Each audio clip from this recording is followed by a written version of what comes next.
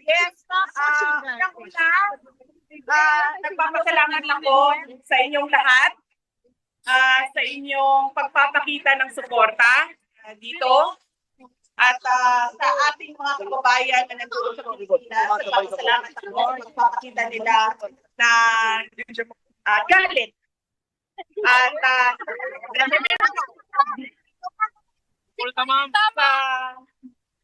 nangyari kay President Duterte, sa nangyayari sa ating bayan. Napakahalaga yung pagpapasalamat ko sa mga dasal ninyo. Madami ang nagdadasal at malaking tulong yon ang dasal dahil nagbibigay yon ng lakas ng loob sa lahat ng pinagdadaanan ngayon ni President Duterte. Pangalawa, madami sa inyo ang hindi nagtrabaho ngayon. Yes.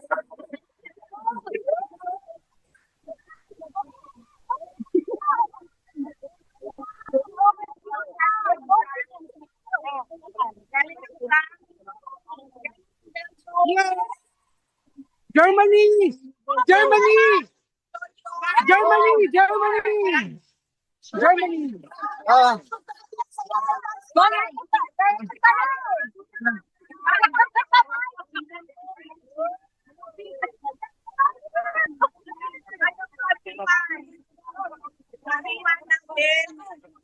Mabuhay kayo, sir.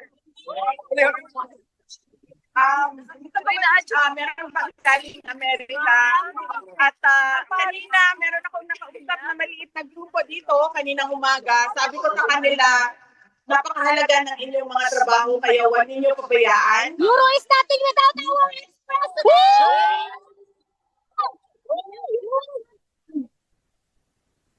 Yes, dahil alam ko breadwinners kayo lahat. Yes. Hindi pagsapalaran sa ibang bansa, maiwan ang pamilya nila doon sa ating bayan. Pero napakahalaga yung trabaho ninyo at yung pag-alaga ninyo sa inyong mga mahal sa buhay na nasa Pilipinas. Alalahanin natin, napakahalaga yung edukasyon nila.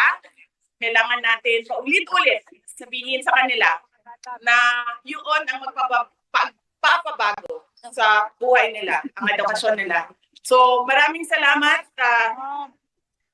dahil it is heartwarming na kahit mawalan kayo ng trabaho, mawalan kayo ng sweldo sa isang araw, mabawasan ang inyong at meron po sa inyo ay nakapag-absent